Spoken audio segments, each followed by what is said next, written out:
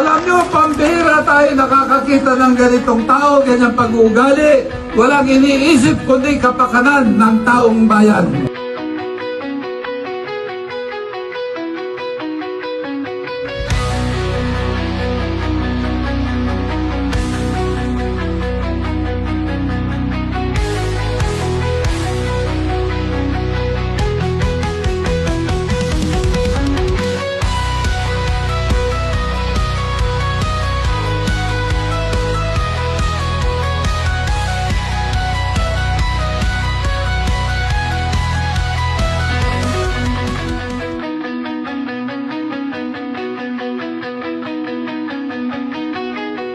Ako po'y nagtitiwala.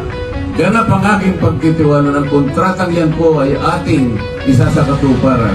Alang-alang po sa ating bansa, alang-alang po sa lalong ikabubuti ng lahat ng mamamayan Pilipino.